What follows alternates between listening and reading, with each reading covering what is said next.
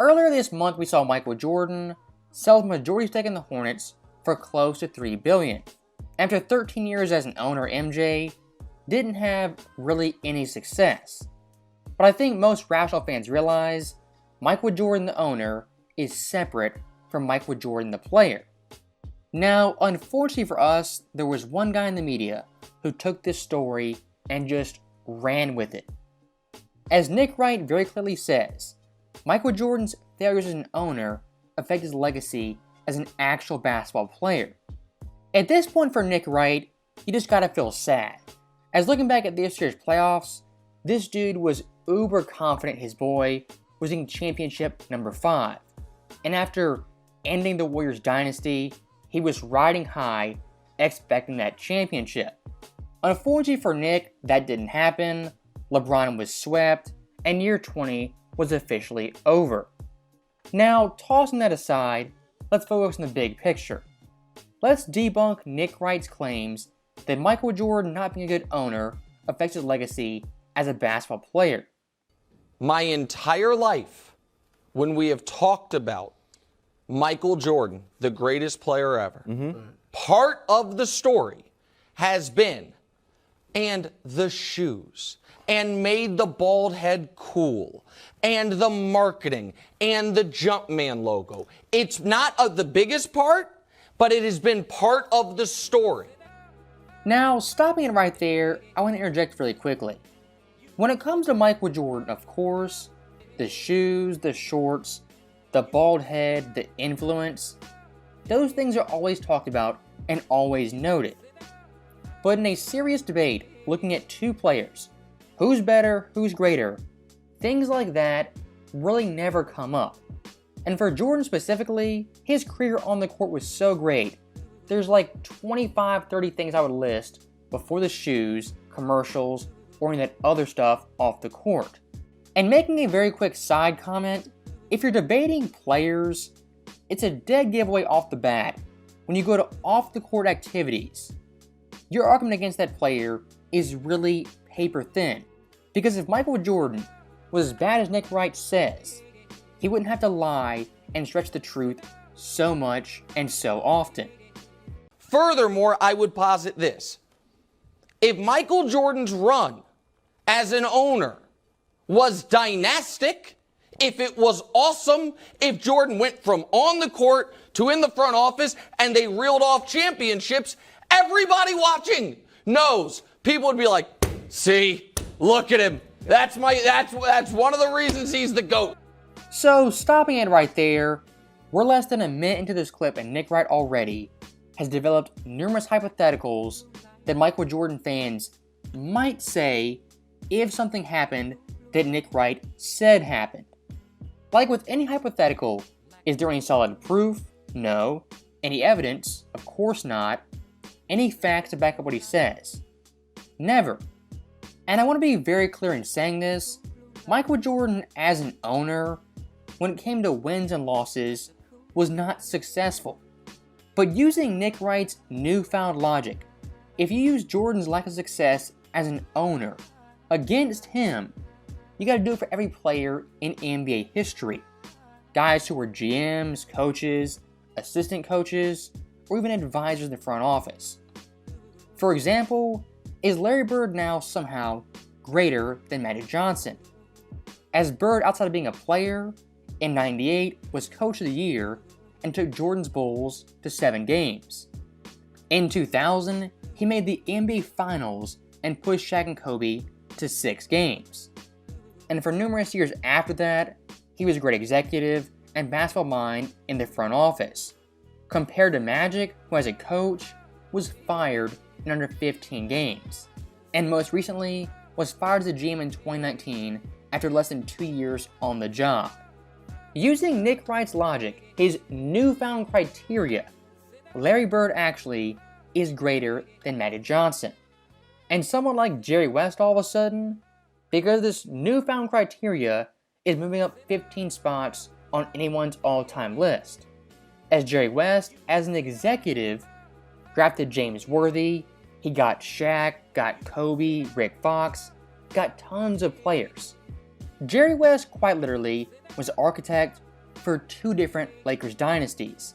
If Jerry West all of a sudden gets credit for 6 more championships, this guy's legacy is pushing top 10 all time. Of course, I'm being sarcastic, but using Nick's criteria, all of NBA history, the rankings have to change just like that. Because like always, you can't apply criteria just to Jordan and not everyone else. And I do find it pretty fascinating, Nick Wright of all people bringing up Jordan as an owner. Because just last summer, Nick Wright had top 50 players of all time lists since 1970. And for Jordan, spent close to an hour talking about him and his career. Do you know what never came up in that entire hour video? Michael Jordan as the owner of the Hornets. Once again, showing you guys Nick Wright in real time is moving the goalpost and changing his arguments. When his run as owner, can we show the full screen please, on the court, basketball-wise, he's the worst in the league for 15 years. It's got to count a little. It's got to be a little bit of the tapestry. Or we have to take all the other stuff away. And we're saying we're not talking about shoes or iconography or any of the stuff. So stopping it right there, I think Nick Wright at the very end let his true motive kind of slip out. As he knows comparing Jordan LeBron off sheer resume straight up, LeBron James can never beat him. But what he can do ever so slightly day by day, year by year, is tear away at Jordan and eliminate certain things from the conversation. And his overall goal is to hold Michael Jordan to just unreal standards while also smearing him.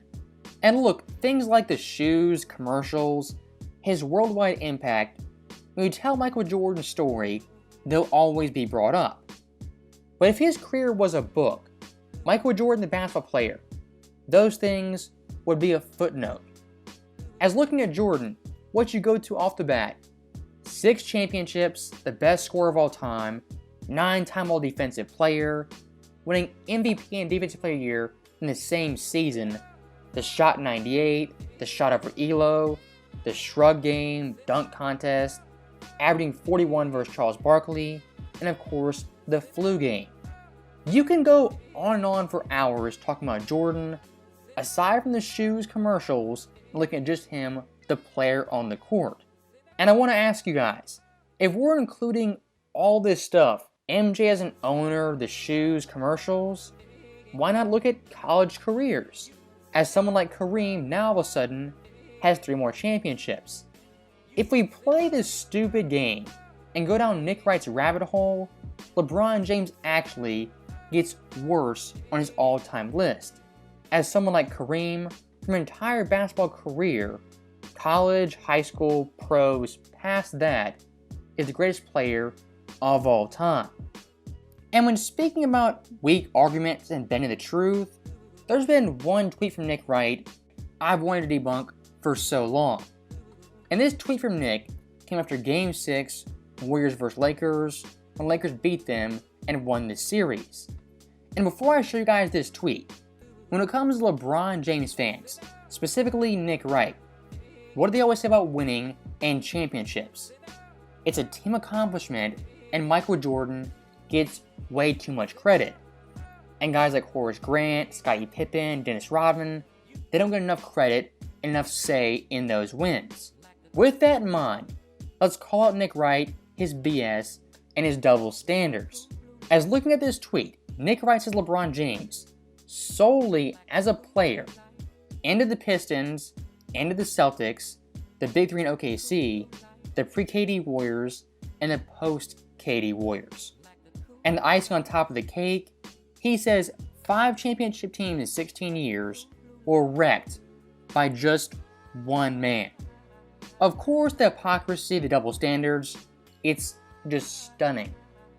But looking at this tweet, is it actually even accurate factually? Yes, LeBron James in 07 beat the Pistons, but did he end them? No, not really. Because the Pistons team he beat didn't have Ben Wallace, their backbone, and Larry Brown, their heart and soul. And the very next year, in 2008, that same Pistons team LeBron beat was back in the East Finals and took Boston to 6 games. Now, looking at Oklahoma City, yes, LeBron in the finals beat this team and quote-unquote ended them. But if you really think about it, did LeBron end them or did Sam Presti end them?